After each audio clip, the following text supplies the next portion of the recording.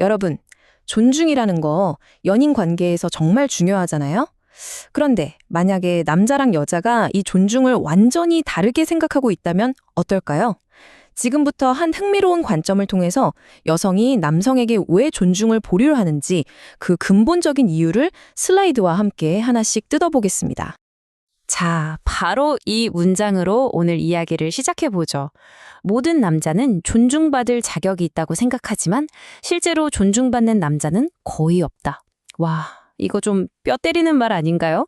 아마 많은 남성분들이 이거 내 얘긴데? 하고 공감하실 수도 있을 것 같아요. 현실과 이상의 차이를 아주 날카롭게 짚어냈죠. 아니, 그럼 도대체 왜 이런 일이 생기는 걸까요? 오늘 우리가 살펴볼 자료에서는요, 그 원인이 바로 존중에 대한 남녀 간의 근본적인 오해, 다시 말해 존중의 격차에 있다고 딱 짚어주고 있어요. 이 차이를 이해하는 게 모든 것의 시작이라고 할 수 있겠네요. 이 슬라이드를 보시면 그 차이가 그냥 한눈에 확 들어오죠? 남자한테 존중은 뭐랄까, 기본 옵션 같은 거예요. 관계가 시작되면 당연히 주어지는 거고, 진짜 큰 잘못을 하지 않는 이상 잃지 않는 거죠. 하지만 여자한테 존중은 퀘스트 보상에 가깝습니다. 상대방이 능력을 증명하고 어떤 시험을 통과해야만 비로소 주어지는 아주 신중한 트로피 같은 거라는 거죠. 자, 그렇다면 여성은 구체적으로 어떤 순간에 남성에 대한 존중을 보류하거나 아예 거두어들이게 될까요? 이제 두 번째 섹션에서 이 자료가 진단하는 구체적인 이유들을 한번 살펴보겠습니다. 이 관점에서는요, 여러 이유 중에서도 특히 두 가지 행동이 존중을 잃게 만드는 뭐랄까 결정적인 스위치가 된다고 말합니다. 과연 그 두 가지가 뭘까요? 흥미로운 게 두 번째 이유부터 설명을 하더라고요. 바로 남성이 수동적이고 수능적인 에너지를 보일 때입니다.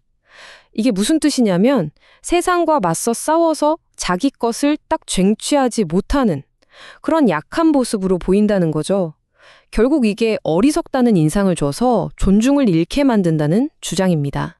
하지만 이것보다 더 결정적인 존중을 그냥 바닥으로 떨어뜨려버리는 절대적인 첫 번째 이유가 따로 있었어요. 그건 바로 남성이 여성이 거는 소위 게임과 속임수를 알면서도 그냥 넘어가주는 태도라는 겁니다. 이 인용구가 그 이유를 정확히 설명해주고 있죠. 이 이론의 주장은 이렇습니다. 사실 여성은 자기의 그런 게임이 좀 어리석고 불필요하다는 걸 스스로도 안다는 거예요. 근데 남자가 그걸 알면서도 용납해준다? 그 순간 이 남자는 내가 생각했던 것보다 더 어리석구나 하는 최종 판결이 내려지면서 존중은 완전히 사라져 버린다는 거죠. 와, 정말 흥미로운 지점이죠? 바로 이 지점에서 이 모든 평가의 밑바탕에 깔려있는 여성의 무의식적인 계산법, 즉 유효성 점수라는 아주 독특한 이론을 제시합니다. 네, 바로 유효성 점수라는 개념입니다. 이 이론을 이해하려면 이 용어부터 알아야 해요. 아주 간단하게 말해서 여성이 세상이라는 게임에서 이기는 자기 능력치를 기준으로 남성의 능력치를 무의식적으로 평가하고 점수를 매기는 걸 뜻합니다. 자, 이 슬라이드가 바로 그 계산법을 보여주는데요. 여성은 자신의 기분 점수에다가 상황을 나한테 유리하게 만드는 능력을 더해서 자기 총점을 매깁니다. 그리고 남자를 평가할 때는 그가 세상에서 얼마나 유능하게 자기 목표를 달성하는지를 보고 점수를 매기는 거죠. 그리고 여기서 제일 중요한 핵심. 남성의 점수가 여성 자기 자신의 점수보다 높을 때만 존중이 시작된다는 겁니다. 그리고 이 이론은 한 가지를 더 덧붙이는데요. 이 평가 능력이라는 게 마치 수천 년간 진화해온 인간 탐지기 같아서 남성들이 아무리 유능한 척 연기해봤자 금방 들통날 수밖에 없다는 겁니다. 자, 이렇게 문제 진단이 끝났습니다. 그렇다면 해결책은 뭘까요?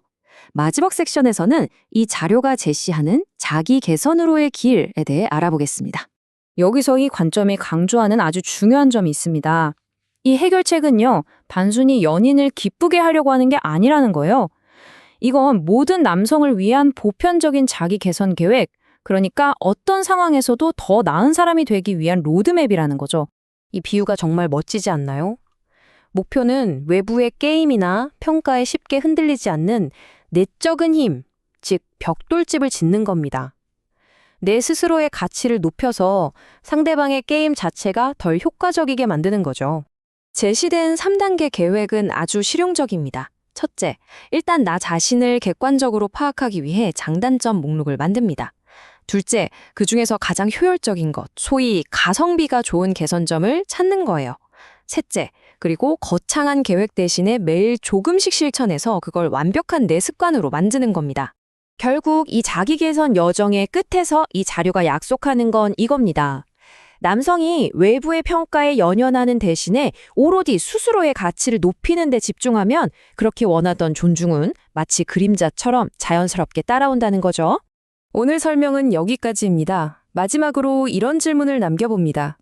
타인의 존중을 얻는 길은 결국 내면의 성장을 통해서만 열리는 걸까요? 오늘 다룬 이 흥미로운 관점에 대해 여러분은 어떻게 생각하시나요? 한 번쯤 깊이 고민해 볼 만한 질문인 것 같습니다.